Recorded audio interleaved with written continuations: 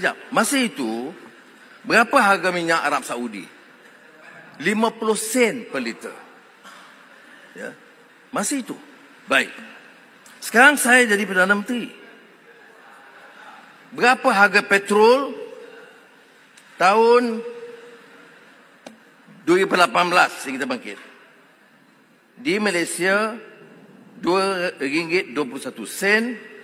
Arab Saudi masa itu dah naik RM2.19. Tak apa. Sekarang 2023. Dengar baik-baik. Berapa harga minyak di Arab Saudi? RM2.84. Berapa harga minyak di Malaysia? RM2.05. Ya. Jadi kita ambil kira ini, ya, bahawa kenaikan atau penurunan minyak itu maknanya minyak kita masih rendah. Ini Malaysia. Bukan Mali, bukan Zimbabwe, bukan Bangladesh. Ini negara pengeluar minyak. Kita ekspor minyak. Untung puluh bilion ringgit satu tahun.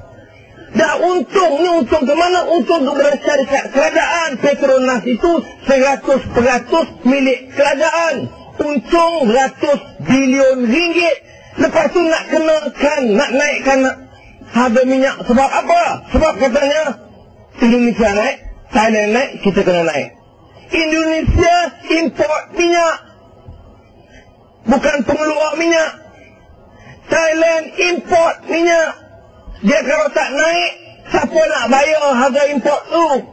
Malaysia ekspor minyak. Kita keluarkan minyak, bukan kita beli minyak orang. Sebab itu tak boleh kita naikkan harga minyak.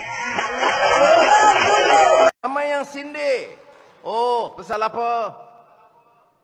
Menang hari ini, turun minyak esok. Mengapa tak jadi? Mengapa tak jadi? Kita tak perintah. Saya tidak jadi Perdana Menteri. Nak buat macam mana? Kalau sekarang, dengan harga minyak sekarang, tidak ada sebab minyak tidak boleh turun.